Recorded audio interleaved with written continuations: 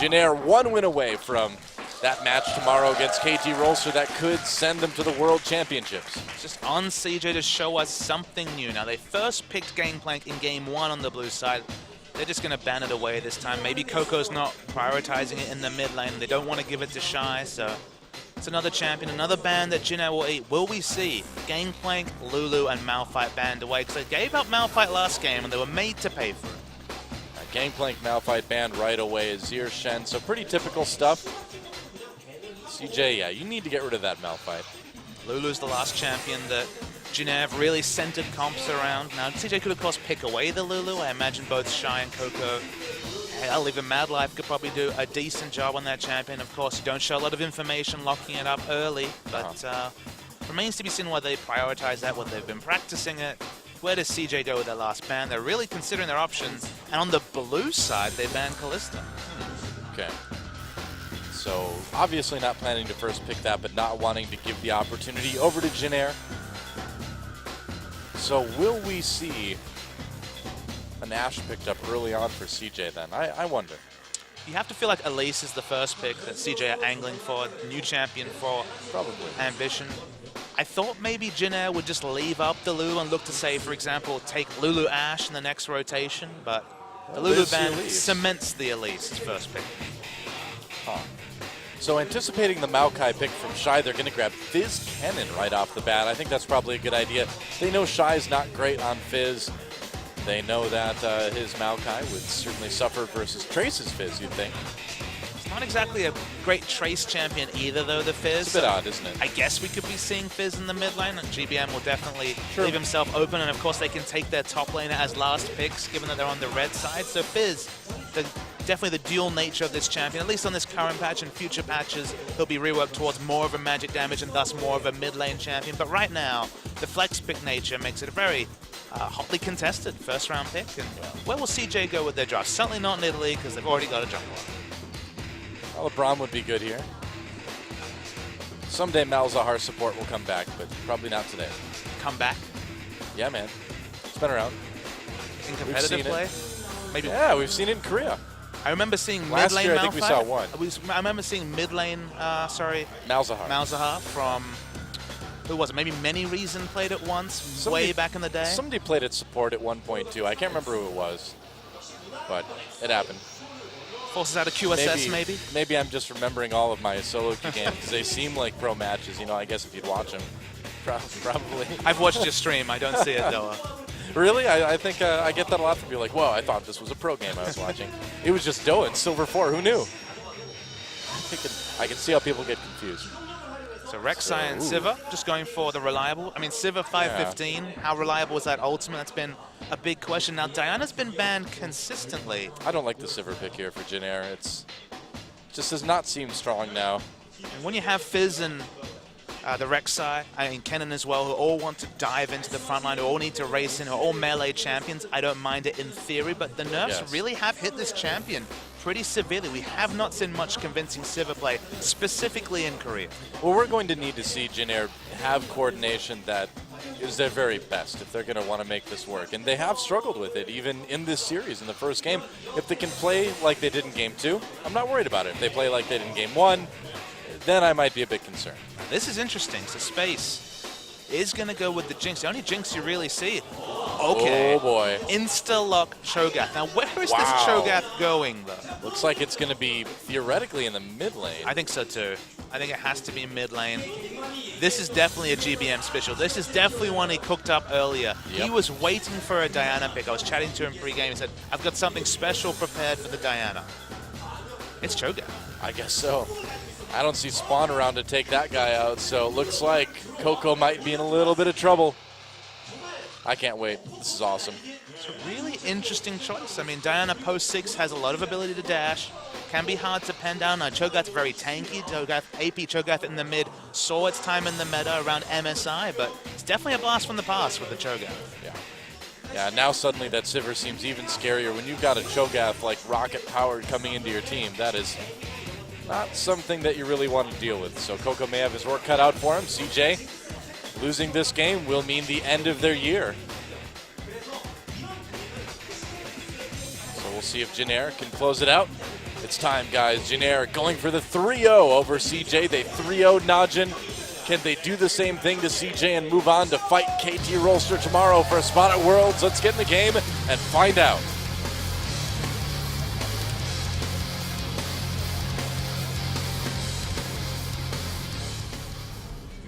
Welcome to Summoner's Rift for what could be the final time tonight. A huge cheer from the crowd for CJ Entus. And Janair fans more sparsely populated within the studio, but still just as loud. CJ Entus fans, fiercely loyal, stuck through thick and thin, blaze and frost. Just looking for something to cheer for because it's been a really poor postseason. But I want to deconstruct this Janair comp because you look down at certainly not a lot of range champions. Both solo lanes are melee champions. Of course, a melee jungle is to be expected. Turret pushing is going to be very difficult for anyone out of the 2v2 lane of Sivir and of course have a lot of lane dominance between the two of them. So while the wave clear from Cho'Gath is ranged, pushing objectives and finishing the game, which again has haunted Janair both in this series and traditionally, closing the game could be difficult unless they get a very big objective lead. There's that battle cast Cho'Gath. Who needs hands when you can have gun hands? But no boombox. Come on, GBM. Oh well. He doesn't need to drop the fat beats right now. He just wants to drop Coco. And for the first time this series, no giant level 1 team fight. I'm kind of disappointed. I agree with you. They were certainly bloodthirsty, if nothing else. Oh yeah. Coco's got a sapling. Maybe he'll try and take out some extra experience from the camp. Always interested to see whether the experience is given to Shy or to Coco. People kind of disagree whether the experience should be taken by either the mid laner or the top laner. Do you think it matters more if the top laner is going to be in one of those 1v2 situations? I mean, give him that? I agree in that sort of a situation, and we can see that lane swap is definitely happening given that a blue side lane swap is initiated by CJ. You can see both Space and Mad Life on the top side. Is Che and Pilot going to late invade for information, be spotted, and find out that, yep, lane swap time seems to be upon them. Yeah. Space and Mad Life up in the top lane. The battle of the hella tanky AP off meta mid laners. Diana versus Cho'Gath. Very similar champions between the two. Yeah. Split pushing advantage definitely goes to Coco, but both these champions deceptively tanky, so kill potential not really that high in the mid lane. You know, we've drawn some comparisons between GBM and Coco over the course of the season, over the course of the series, and this Cho'Gath is just another example of that. GBM another always Kuro has. special. Exactly, and he's always got these sort of champions. That's what Yeah. GBM does, is he innovates. He's happy to have a very wide champion pool. And this is something he's prepared because he was definitely ready. They banned this champion consistently, but he's been ready for the Diana pick. And he's gone for the Cho'Gath, which has a lot of potential, but it's risky. It is. Janair is in a pretty comfortable spot, though. They are up 2 games, so they don't need to worry too much if they drop one at this point. GBM certainly pushing that lane very hard here. Oh, Coco having a bit of a hard time farming and keeping up. That top lane turret, though, is just going to get taken out. CJ just going for one. This is something different from Korea. The fast push meta has definitely been in vogue in both NA and EU, but we haven't seen much of it. And Jinx is one of the best champions of fast push. Jinx next to Tristana is excellent pushing out turrets. Siv's no slouch either, but this is definitely CJ trying to set the pace of a game, and that's not something they've been able to do in either of the first 2 games of this series. Yeah. Well, they'll do it this time. They get the first turret up in top lane. Bottom lane is probably pretty low, but I don't know if Pilot and Che can take it out. Looks like they will. Okay, so they will just trade turrets straight up, it looks like. Trying to deny as much CS as possible before Space gets the killing bounty. Yep. Oh boy. All right. So, Ambition also takes a red buff, it looks like, too. Now, will they be able to catch GBM here? It's very tanky. He's been pushing up this mid lane as well quite a bit. You want to try to take out that turret. You want to try to limit Diana's roaming options as fast as you can, I suppose. I mean, Diana's laning phase pre-6 is pretty safe. Goes very tanky. Some players don't even take a point in E, the Moonfall, and just go for a second point in shield just to battle a little bit more. Both these champions have very strong auto attacks between the passive of Diana and the E from the Vorpal spikes from Cho'Gath. So very similar champions, and they're just going to match farm. So smart from GBM, understanding that his team has no control over their red side jungle, to just tend towards the bottom side of the jungle where all his members have been pathing. I like what CJ's doing early on. You know, we saw them kind of struggle with all the wards late game after giving a bunch of kills up to Jinair, but this game they're being pretty proactive about keeping track of Chaser.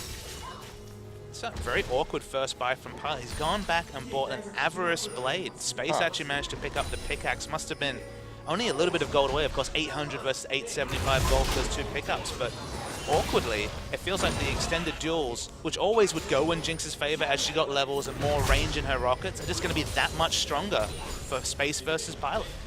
I mean, I think it just shows Pilot's not really too concerned about fighting this Jinx straight up. She just wants to get some items and be ready for the team fights later on. And it's worked okay for Jinair so far. I guess it's worth knowing that Pilot has a cannon support, so even if he doesn't have the lane presence you'd expect from a Sivir at 5 minutes with the Avarice Blade, Cannon can pick up the slack with the auto attacks and just equalize what could be a pretty painful lane, because when Sivir came into the meta around spring season, Jinx was often the counterpick just because you sit there, you're maxing your Q and getting more and more range on your auto attacks, and there's lots of situations where Jinx can auto attack a Sivir, and because of her 500 range, she stands with the minions, so you actually use your 5 mana to harass both the Sivir and push the lane. So she gets so much value in her auto attack trades that she just has a lot of control over Sivir, which certainly not many champions could say back in April or May. Yeah. Trace getting a chance to finally catch up in CS a little bit. He was down a lot to Shy, but now that the turret's down, he's got some time to CS his way back to relevancy.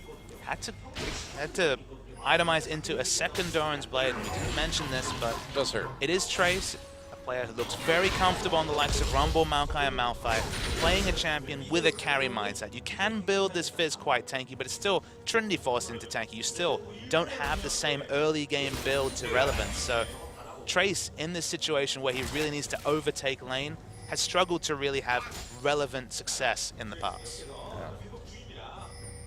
If Fizz gets behind, is not too threatening, is it? It certainly is, and you really need to hit that par time around 22 minutes or earlier for the Trinity Force, and when you're spending your next 400 plus gold on a Doran Blade, you're just sending that clock back further. Catching up in CS, trying to do a little bit of damage to Shy, does a decent amount actually. Might have been close to level 6. Yeah. I was thinking maybe it would all in at level 5, hoping for the instant level 6. Chaser can stop the back. Yeah, if you push the lane up, maybe you can dive this here. Shy not going to get hit with that Bracy Girl. He is at the last moment. Oh, Fish comes in. Shy has a flash. Chaser goes in for the flash knockup. Trace there. No ultimate, but Shy's still in a lot of trouble. First blood goes to Trace. That's how you catch a Fizz up. Excellent play by Chaser. He waited literally to the last second of the back channel to use the Prey Seeker, and they went all in from there. Trace hit 6. Didn't matter they missed the Fish. And then Vision walks through a couple of wards. So. Well, Chaser really has been the MVP of this team all year long, and he shows it again with that great gank up and top. Good dive against Shy. Nice little tiny lead early on for Jinair, but CJ does respond by taking away the blue buff from GBM.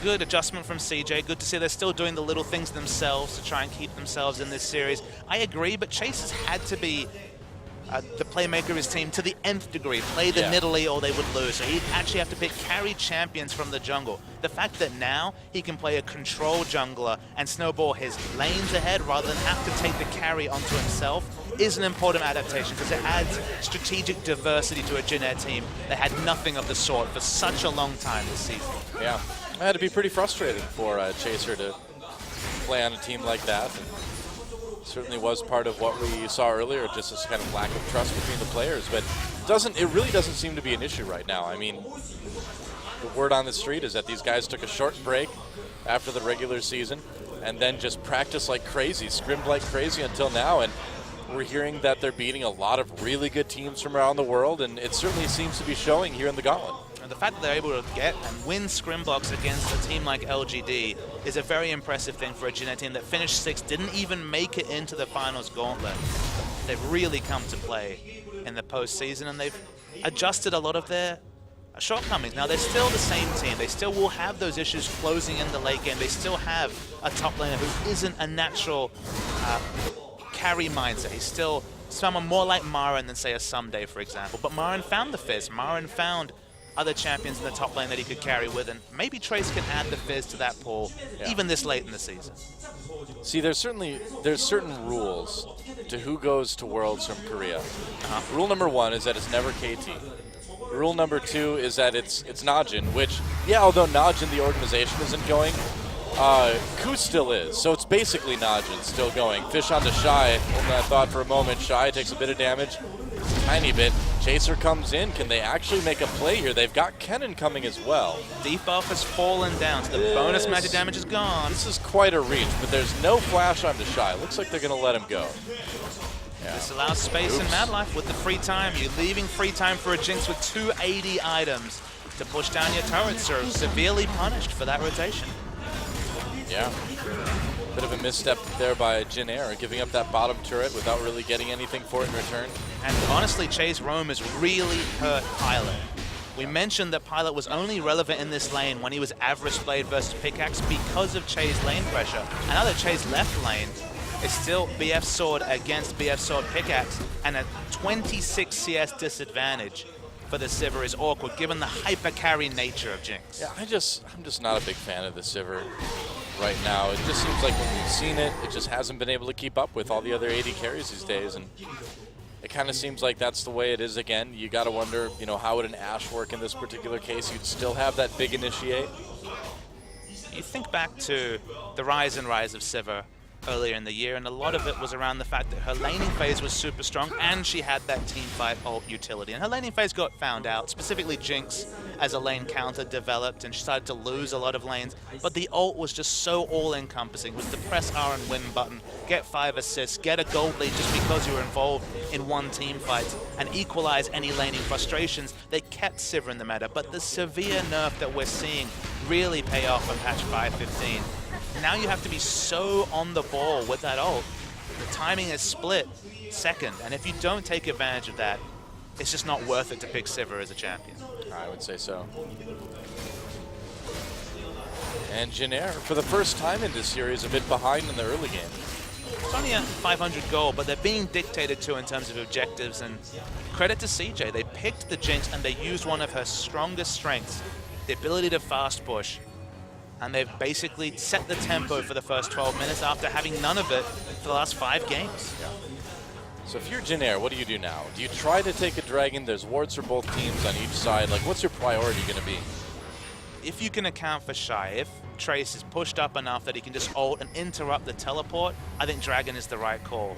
Chaser, though. Uh-oh, Chaser getting caught here. Cocoon onto him. Teleport coming in for CJ as well. Just helps secure that one. GBM from the side. Here comes Kennen. Gets a big stun. Jin Air all over the CJ team. Shy comes in. Mad Life does go down. Trace and Coco duking it out. Looks like this one's going to go to Coco. Ambition with the kill there. And they're going to chase Jin Air away. Shy all over the back lines. And we know what he can do on that Maokai when he gets back there. Kill for space, getting excited. Now Coco comes in for a double, and there goes the ace.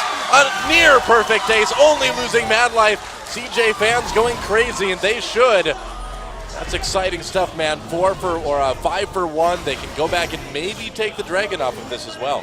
Big unforced error by Jin Air. First Chaser is caught. That happens. That's fine. He was going to die, whatever. But they could have backed away in this situation, just given away a kill and probably the dragon. But the call is to go in. Che initiates. GBM walks up, and Space, the majority of this fight is free hitting in the back line. And the moment that first kill comes, you know that she's going to get excited and pick up the remainder of the kills. Shy is excellent, flashing early to get the 3-man arcane smash. And the moment the first kill comes in, hell, even Diana gets into the back line. And CJ pick up the ace, a dragon, and complete control of this game 13 minutes in. Yep. Looking a bit rough for Jin Air already. And if that Jinx gets rolling, I don't know what you do, because it's still going to be a little while before Pilot has his Infinity Edge. I mean, Pilot's been left out to dry. That's the reality. They had Che rotate early. They had him pick up the Avarice, but I don't know if that was a team call, if that was his own call, but Avarice Blade against a lane counter like Jinx without basically having your cannon rooted to your side, helping you out. means that CS advantage is going to grow. And look, it's only 21 CS, but it could have been more if there hadn't been the fight previously, because you can't leave Sivir in a lane against this Jinx. Yeah, beyond that early gank, this Fizz pick really isn't doing much for Trace either, or for Jin Air in general. Still doesn't have that Infinity Edge, or not Infinity Edge, Triforce, but or Trinity Force rather. But it'd be a little while either way. But you need more out of this Fizz. You need him to find ways to get onto space in the back line, and haven't been able to find a way to do that yet. I mean, 2 months ago, Marin was fizzing a Maokai left, right, and center, split pushing to the point where he would put inhibitors while Maokai would watch on, but that hasn't been the case. In fact, with the last couple of times we've seen Fizz versus Maokai, the Maokai's gone competitive or actually won the lane matchup without any real changes between the two champions. People are just starting to figure out this matchup a little bit more, respect the Fizz and the limits and the damage potential of this champion back in the Trinity Force AD top lane role. And it just becomes harder, and especially when your top laner isn't a native carry, when he's just more of a tank role player, pushing the limits of this advantage and actually creating that mismatch in terms of teleports and pressure in the side lanes. Again, the Sivir and Fizz, I think both can be in the same group where if you can play them ideally, to their complete potential, they are viable meta picks. But if they're not really in your wheel set, if you're reaching for these picks, you'll find situations like this where they just might not work for you. Yeah, seems that way. Cho'Gath as well. Crucially in that last fight, GBM missed his knockup. Why it's a peculiar lane matchup. You can understand that Cho'Gath will have such a health pool that he won't die to the Diana, but Diana's slippery, and it's going to be very difficult to hit the delayed skill shot in the queue. Now, you have very reliable ranged wave clear for a melee champion, you don't die, but in a team fight especially, without a lot of setup CC, and honestly, only Cannon really provides that from the Jin Air lineup, if you miss both your skill shots, Cho'Gath really provides nothing. Yeah. Coco getting 3 kills so far this game, certainly in good shape as well. You worry for the split push situation. Now, both these laners have teleport, but in a long lane, especially with turrets down, just the maneuverability, just the mobility of a champion like Diana, and just the auto attacks being augmented by the Nationals Tooth. I worry for Cho'Gath in a long lane against this Diana. Well, who's going to stop the split push from Diana, It's going to have to be the Cho'Gath, but, unless you're hitting skill shots left, right, and center, which can be easily baited out by Coco, you worry. And I guess if Fizz had got well ahead, had Trinity Force, and then maybe a Spectre's Cal or a Hex Drinker, maybe you could opt into the Fizz, but the Fizz is dealing with a winning lane matchup, but certainly no landslide victory like you would expect when it's Fizz against Maokai. Yeah. Pretty big items picked up by Jin Air now, though. Infinity Edge done on Pilot, Trinity Force done on Trace, so they've got the components. 2 levels between Space and Pilot. It's a lot. Been denied frequently. Just hits level 11, so it's only a level now, but it's a level and a bit between the AD carries. And when that level is level 11, and when it's a counter matchup, as it is with Jinx versus Sivir, again, one ult might win them the game, but when the rest of your team just isn't at the power level you need, going in on the Shy is Trace. He's got some damage onto him. Can he get the flash out of Shy here? Only level 10. There's even a level discrepancy between the Fizz and Maokai. Yeah, that didn't really seem to do a whole lot. Trace not burning the Ignite, though. Just trying to scare Shy away, I guess. Trying to stop that lane freeze, maybe? The Fizz ult's on a pretty short cooldown, so next time, if they stay in lane, the ult and Ignite trade probably would be a kill, but Shy's just happy to go back to base, and the pressure continues, looking for more turrets. CJ just slowly and steadily steamrolling their way across the map. We've seen them have the lead, though. Not as big of a lead as they have in this game, but in game number 1, CJ looked pretty good going to late game, and then there's one team fight. If you get caught late enough, it's going to be the game. Feels like getting caught is going to require some exclusive vision. If someone's face checking a Trinity Force Fizz, maybe that will lead to something. If GBM has a setup CC. I feel like there are players on CJ that could provide that. That's true.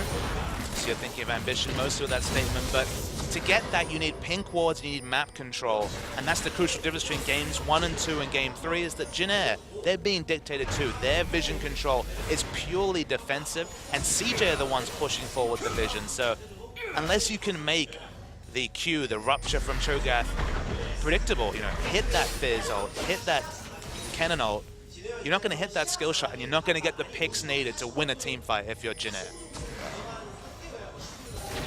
Purely on the defensive right now. CJ in a good spot to try to take the second dragon.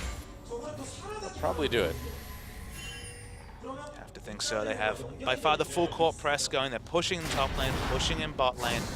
And now they can kite back towards the dragon. And any sort of initiation from Jin Air, specifically with Pilot being out of mana, would just be an incredibly poor decision. So, uncontested second dragon over to CJ Entus. Yep. And can Jin Air maybe get a top lane turret out of this? They're waiting for the ult to run out. Yeah, oh, teleport coming in. Coco's coming up to help out Shy. Shy taking a lot of damage. Chilling Smite used. They throw the fish down on him too, or the rabbit in this particular case.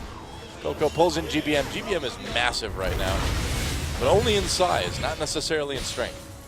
It's not weak, but again, so skill shot reliant is this champion. If you build him AP, the ratios are certainly there, but the predictable skill shots, if you respect the range of the W and you dodge the Q, it's only the true damage from the ultimate that you really have to account for, because otherwise it's just a melee champion hitting away for 100, 150 damage on his auto attacks. Pretty much.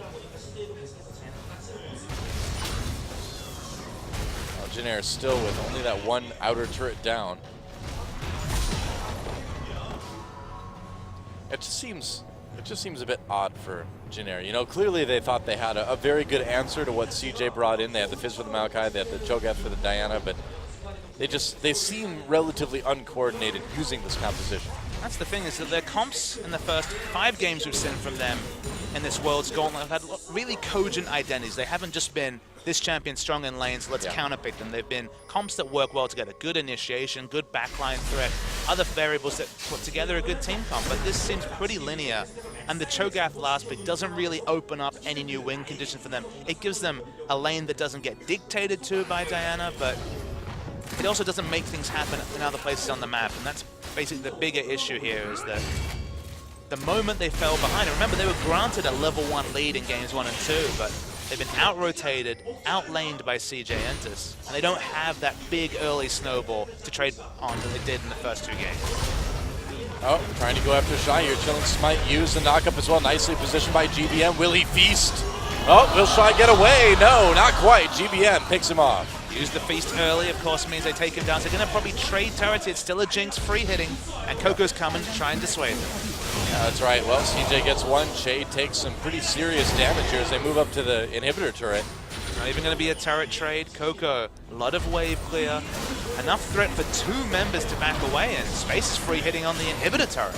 Pilot needs to be careful. He could just get killed by a rocket from space right now. That sounds cool, but I just mean the Jinx ultimate.